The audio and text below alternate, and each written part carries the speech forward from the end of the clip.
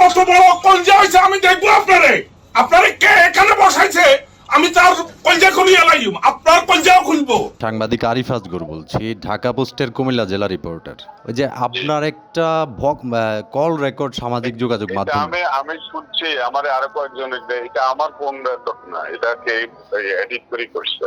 নাঙ্গলকোটের সাবেক সংসদ সদস্য আব্দুল গফুর ভূঁইয়া সম্ভবত আপনাকে গালিগালাজ করতেছে, হত্যার হুমকি দিচ্ছে।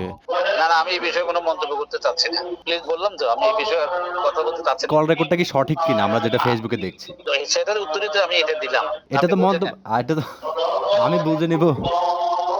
মিডিয়া সেলের সদস্য এখন নাই সে। না পরিচয় দিলে কি পরিচয় দিলে যে একজন সংসদ সদস্যকে আপনি অপমান করতে পারেন না। আমি আপনার অফিসে আসি আপনাকে অপমান করব? আপনার কত বড় কলজা হয়েছে আমি দেখবো আপনারে কে এখানে বসাইছে আমি তার কলজা খুলিয়ে লাইম আপনার কলজাও খুলবো।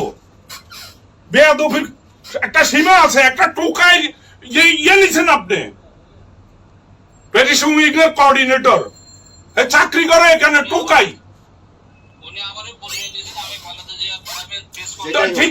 ঠিক আছে আপনি আমাকে বলতেন যে এরকম একটা ওই যে তদবির আছে ইয়ে আছে, ওখানে তো সে ঢুকতে পারবে না, তার ভাই ঢুকতে পারবে না। আপনি যে বেতন লাগাইছেন একজন ইয়ে করি, আপনি এটার দায় দায়িত্ব নিতে হবে। আমি কালকে আপনার বিরুদ্ধে মামলা করব। কত বড় সাহস আপনারা, আমি দেখে নিব আপনার।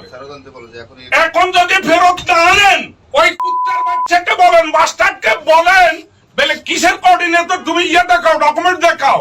শুয়োরের বাচ্চাকে আপনাকে আমি বলছি আপনি এটা সুন্দরভাবে করেন, না হলে কিন্তু আপনার ক্ষতি হবে, আপনি অপমানিত হবেন। আমি আপনাকে দেখে নিব। আমি টোকাই না। I am not cowboy.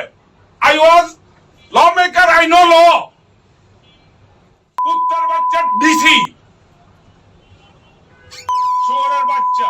নাঙ্গলকোটের বিএনপির নেতা এবং হচ্ছে ওই যে সাবেক সংসদ সদস্য আব্দুল গফুর ভূঁইয়া সাহেব, উনি কুমিল্লা শিক্ষা বোর্ডের বর্তমান যিনি চেয়ারম্যান শামসুল ইসলাম সাহেব, ওনাকে অকথ্য ভাষায় গালিগালাজ করছেন এবং হত্যার হুমকি দিচ্ছেন, ডিসিকে সহ উল্লেখ করে মানে গালিগালাজ করতেছেন। আমার নলেজে নাই, আর আমি এটা যদি উনি করে থাকেন তাহলে তো এটা দুঃখজনক ব্যাপার। এটা এরকম কিছু হওয়া উচিত না। আর এটাতে আমার বিষয়ে এটা দলীয় ফোরামের কোনো ব্যাপার না, আর আমার নলেজও নাই এটা।